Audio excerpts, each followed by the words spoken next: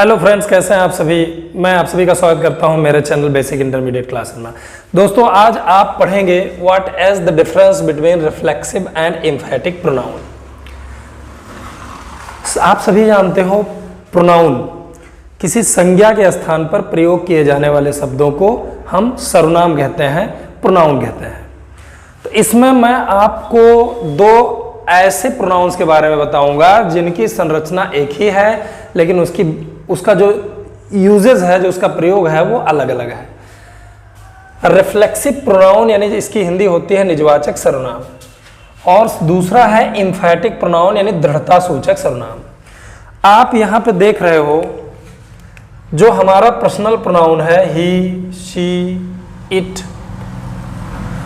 I, you, we, they, etcetera, ठीक है। He, she, it, I, you, we, they, ये हमारा पर्सनल प्रोनाउन है। और उसका जो रिफ्लेक्सिव प्रोनाउन होता है वो आपके सामने है। उसका जो रिफ्लेक्सिव प्रोनाउन है वो है ही के लिए हम हिमसेल्फ का यूज करते हैं।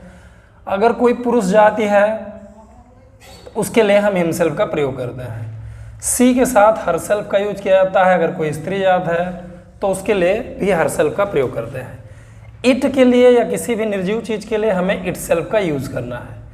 यू के लिए हमें योर सेल्फ का प्रयोग करना है। अगर वो बहुवचन हो तो योर सेल्व्स का प्रयोग हो सकता है। वी के साथ हमें आवर सेल्व्स का प्रयोग करना है, क्योंकि ये प्लूरल नंबर है, इसलिए सेल्फ ना लिख करके सेल्व्स का प्रयोग करेंगे। दे के साथ हमें प्रयोग करना है देमसेल्फ का। दे के साथ हमें प्रयोग करना है देमसेल्व्स का। वन के साथ हमें प्रयोग करना है वन सेल्फ का। वन माने व्यक्ति भी होता है। आई के साथ हमें यूज करना है माई सेल्फ का।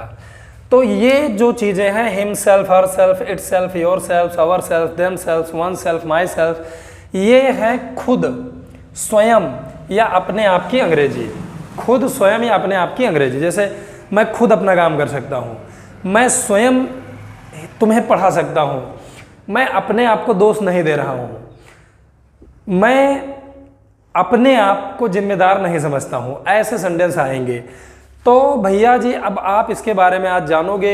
आपने ये जाना कि किसके साथ हमें क्या लगाना है। अब समझिए, हम खुद इस मुश्किल में पड़ गए। हम खुद इस मुश्किल में पड़ गए, तो यहां पे जो हमारा रिफ्लेक्सिव प्रोनाउन है वो है खुद। अब चूंकि ये पास्ट इंडेफिनिट टेंस है, हम खुद इस मुश्किल में पड़ गए, तो इसको हमने बना दिया वी। उसके बाद ये पास्ट इंडेफिनिट है, तो गेट इनटू यानी पढ़ना के लिए हमने गेट इनटू लिखना है। उसका सेकेंड फॉर्म हो जाएगा got into. We got into, हम पढ़ गए दिस ट्रबल यानी इस मुश्किल में, इस परेशानी में। अब ये जो रिफ्लेक्सिव प्रोनाउन है ये आपको लास्ट में लिखना है। ऑब्जेक्ट के बाद आपको लिखना है, मेन ऑब्जेक्ट के बाद लिखना है। तो बी के साथ भैया जी खुद की अंग्रेजी होती है आवर सेल्व्स। तो यहां पर हमने क्या लिखना है, ourselves, our selves. We got into this trouble ourselves. तो यहां पे जो ये चीज है ये आपका हो गया रिफ्लेक्सिव प्रोनाउन। ठीक, वह स्वयं अपनी समस्या बता देगा। वह स्वयं अपनी समस्या बता देगा। तो यहां पर आप देख रहे हो स्वयं, ये जो चीज है ये रिफ्लेक्सिव प्रोनाउन है। इसको हमें मेन ऑब्जेक्ट के बाद लिखना होता है, लेकिन अगर ये ऑब्जेक्ट के रूप में स्वयं आ गया है तो इसको हम ऑब्जेक्ट के रूप में लिख सकते हैं। लेकिन यहाँ पे सब्जेक्ट है वह, क्रिया है बता देगा। क्या बता देगा, अपनी समस्या। अब हमें पहले सब्जेक्ट यूज करना है, फिर वर्ब लिखना है टेंस के अनुसार, फिर हमें ऑब्जेक्ट लिखना है। इतनी चीजें लिखने के बाद ये मेन ऑब्जेक्ट के बाद ये चीज आपको लिख देना है। तो वह स्वयं अपनी समस्या बता देगा।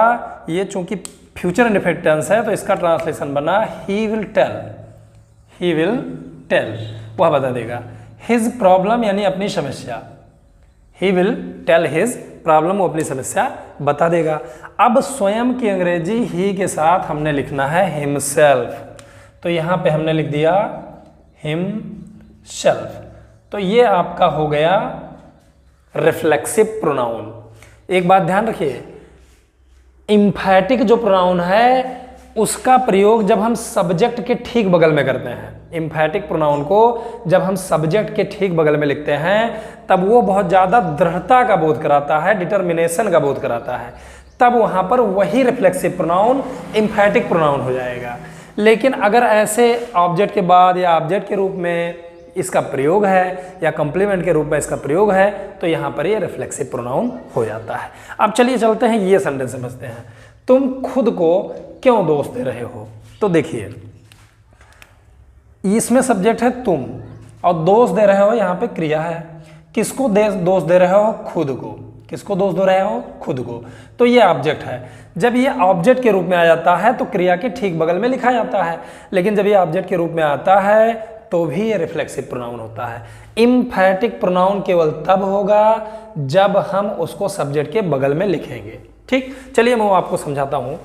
तुम खुद को क्यों दोष दे रहे हो? तो ये चूंकि इंट्रोगेटिव सेंटेंस है तो इसको हमने बनाया व्हाई आर यू ब्लेमिंग। तुम दोष क्यों दे रहे हो? किसको दोष दे रहे हो? खुद को। तो खुद को की अंग्रेजी यू के साथ हमें योर सेल्फ लिखना होता है।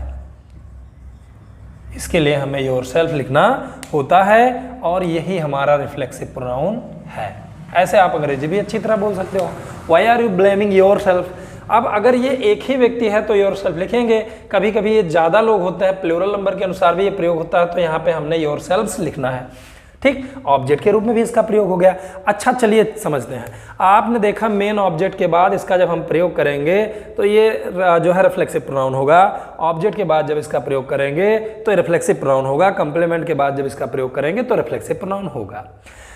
एम्फैटिक प्रोनाउन दृढ़ता सूचक वाक्य, दृढ़ता सूचक सर्वनाम केवल एक ही सिचुएशन में हो सकता है जब ये बहुत ज़्यादा बल दे, बहुत ज़्यादा जोर दे, बहुत ही ज़्यादा फर्म डिटर्मिनेशन की बात हो और उसमें हिंदी में ही शब्द आ जाए। देखो, तुम स्वयं ही सब कुछ भूल गए, मैं खुद ही इस गलती के लिए जिम्मेदार हूँ, रोहित अपने आप ही छत से गिर गया।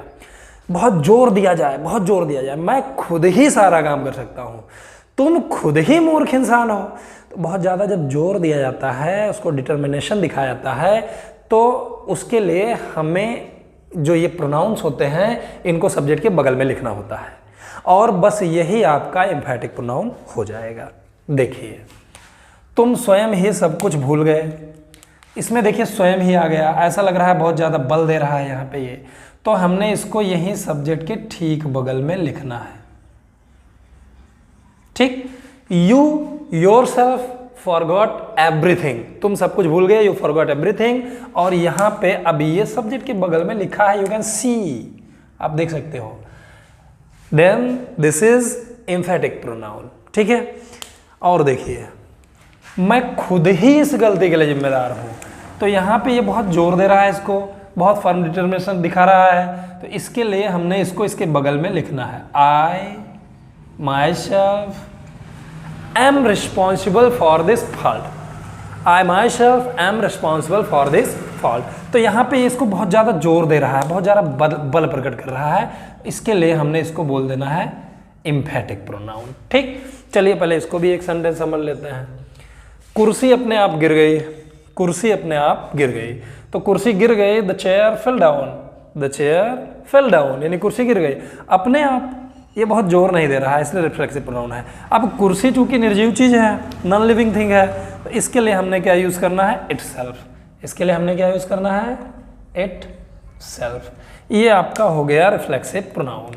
ऐसे विभिन्न स्थानों पर लिखे हुए अगर ये मिलते हैं तो इनको आप रिफ्लेक्सिव प्रोनाउन के हिसाब से चूज करोगे, और अगर ये सब्जेक्ट के ठीक बाद में मिलते हैं तो फिर ये एम्फैटिक प्रोनाउन हो जाएगा। क्लियरली जानो ये बात। रोहित अपने आप ही छत से गिर गया, तो ये इसको अगर छोड़ दिया जाए तो ट्रांसलेशन बन गया Rohit fell down from the roof, या ऑफ द रूफ लिख देंगे।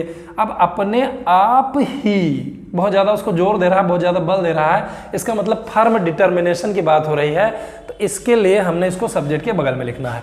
अब रोहित एक पुरुष जात है, तो इसके लिए हमने यूज करना है हिमसेल्फ का।